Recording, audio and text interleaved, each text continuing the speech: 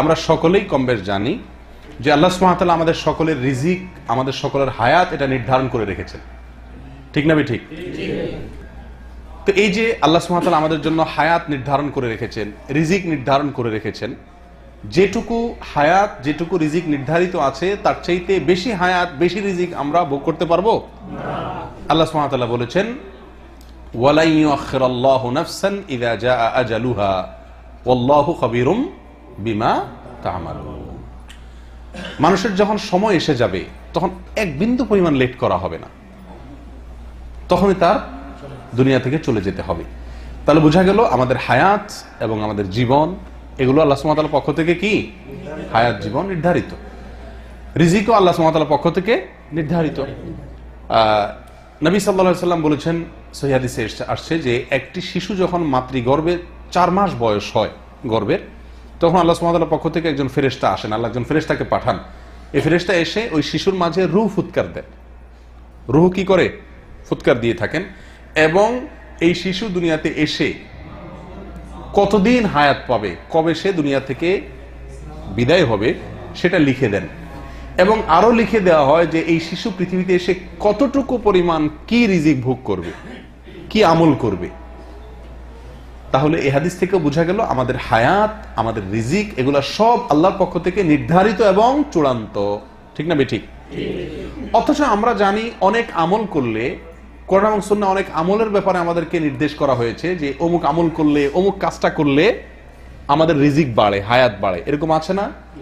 তার ভিতরে একটি উল্লেখ করার মতো সহিহ বুখারীতে আসছে, আনাস ইবনে মালিক রাদিয়াল্লাহু তাআলা বর্ণনা করেছেন, নবী সাল্লাল্লাহু আলাইহি ওয়াসাল্লাম ইরশাদ করেছেন, মান সাররাহু আন ইউবসাতা লাহু ফি রিজকিহি আও ইউনসা লাহু ফি আসারিহি ফালিয়াসিল রাহিমাহ। যদি কেউ চায় তার রিজিক বাড়ায় দেয়া হোক, তার হায়াত বাড়ায় দেয়া হোক, এটা যদি কেউ চায়, আশা করে, তাহলে সে যেন তার আত্মীয় স্বজনের সাথে সুসম্পর্ক বজায় রাখে।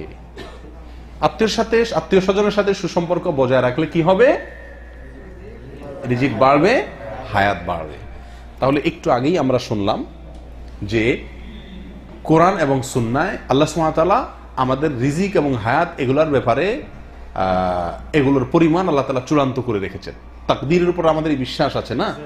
ঈমানের গুরুত্বপূর্ণ একটি পয়েন্ট হলো তাকদীরের উপরে বিশ্বাস করা। আর তাকদীরের উপরে বিশ্বাস করার মানে হলো আমাদের হায়াত এবং রিজিক আল্লাহ সুবহানাহু ওয়া তাআলা নির্ধারণ করে রেখেছেন, তার ব্যতিক্রম হবে না, এই না? অথচ বুখারীর হাদিস থেকে বোঝা যাচ্ছে যে আত্মীয় স্বজনের সাথে সুসম্পর্ক বজায় রাখলে হায়াত বাড়বে, রিজিক বাড়বে। তো আল্লাহ যদি এটা নির্ধারণ করেই রাখেন, আবার এই আমল করলে বাড়বে কিভাবে? প্রশ্নটাকে বুঝতে পেরেছেন আপনারা? এই প্রশ্নের উত্তর কি? এই প্রশ্নের উত্তরে একটি হাদিস এবং আল্লামা ইবনে তাইমিয়া রাহিমাহুল্লাহর একটি বক্তব্য উল্লেখ করতে চাই।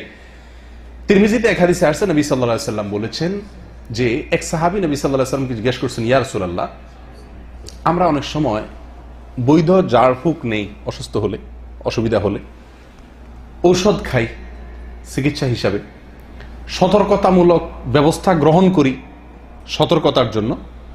তো এই যে আমরা উপায়গুলো অবলম্বন করি, আল্লাহ আমাদের জন্য যা নির্ধারণ করে রেখেছেন, এই উপায়গুলো অবলম্বন করলে কি আল্লাহর নির্দেশ, আল্লাহর নির্ধারণ, আল্লাহর ফয়সালা, আল্লাহর তাকদীরের কোনো হেরফের হয় কিনা? যদি হেরফের না হয় তাহলে এগুলো উপায় অবলম্বন করে লাভ কি? আর যদি হেরফের হয়ে যায় তাহলে আল্লাহর তাকদীর যে পরিবর্তনযোগ্য নয়, সেটা কিভাবে হলো? কথা বুঝাতে পারছি? তখন নবী সাল্লাল্লাহু আলাইহি ওয়াসাল্লাম ওই সাহাবীকে বলেছেন, হিয়া মিন কাদারিল্লাহ। অর্থাৎ এই যে আমরা ওষুধ খাই, ডাক্তারের কাছে যাই বাঁচার জন্য, হায়াত যাতে থাকে, যাতে না মারা যায় সেই জন্য, সুস্থ থাকার জন্য, রিজিকের জন্য আমরা যত উপায় অবলম্বন করি, এই উপায় অবলম্বন করব এবং তার ফলে সুস্থ হব, সুস্থ হওয়ার ফলে আরো কিছুদিন বাঁচবো, এগুলো সব আল্লাহর তাকদীরে কি আছে? লিপিবদ্ধ আছে। তাহলে এই হাদিস থেকে বোঝা গেল আমরা দুনিয়াতে বেশি দিন বেঁচে থাকার জন্য, হায়াত বৃদ্ধি করার জন্য, রিজিক বৃদ্ধি করার জন্য যত আমল করি, যত কাজ করি, যত সতর্কতামূলক ব্যবস্থা গ্রহণ করি, এইগুলো করার পরে টোটাল কতদিন আমার হায়াত হবে, টোটাল কতটুকু আমার রিজিক হবে, তার সবগুলার চূড়ান্ত আল্লাহ সুবহানাহু ওয়া তাআলার কাছে ঠিকই আছে। কথা বুঝাতে পারছি? এই বিষয়টি আরো পরিষ্কার হয়ে যাবে মজমুউল ফতোয়াতে আল্লামা ইবনে তাইমিয়া রাহিমাহুল্লাহর একটি কথা থেকে।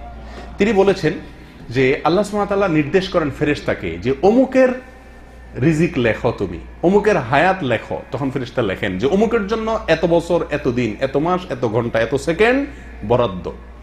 এটা হলো তার হায়াত। কাকে নির্দেশ করেন আল্লাহ তাআলা? ফেরেশতাকে। তো ফেরেশতা ওটা লেখেন। এরপর আল্লাহ সুবহানাহু ওয়া তাআলা তাকে নির্দেশ করেন আরো, যে তুমি আরো লেখো। কি লেখো? যে এই বান্দা যদি সে এই কাজটা করে তাহলে তার হায়াত বৃদ্ধি পাবে, এটা করলে এই পরিমাণ বৃদ্ধি পাবে। এটা হলো শর্ত সাপেক্ষে এক্সটেনশন হায়াত এবং রিজিকের মধ্যে। কথা বুঝাতে পারছি? তখন ফেরেশতা ওইটাও লেখেন। ফেরেশতা জানেন এটা লেখার পরে যে এই লোকটার নিশ্চিত এবং চূড়ান্ত রিজিক বা হায়াত কত দিনের, তার পরিমাণ কি, এটা ফেরেশতা জানেন। কিন্তু ওই যে শর্ত সাপেক্ষে এই কাজ করলে বাড়বে, না হলে বাড়বে না, এটা তার কাজের উপর নির্ভর করবে। এখন সে করে বাড়াইতে পারবে নাকি পারবে না, তার হায়াত টোটাল কোথায় গিয়ে দাঁড়াবে, রিজিকের ফিগার লাস্ট কোথায় গিয়ে দাঁড়াবে, এটা ওই ফেরেশতা জানেন না, আমরাও জানি না। কিন্তু আল্লাহ সুবহানাহু ওয়া তাআলা ঠিকই জানেন। তার মূল হায়াত, মূল রিজিকের সঙ্গে তার নেকামল করলে, ভালো কাজ করলে, সতর্কতামূলক উপায় অবলম্বন করলে যোগ হতে হতে আমাদের হায়াত কোথায় গিয়ে ঠেকবে, আমাদের রিজিক কোথায় গিয়ে ঠেকবে, সেই চূড়ান্ত শেষ পরিমাণটুকু আল্লাহ সুবহানাহু ওয়া তাআলা ঠিকই জানেন।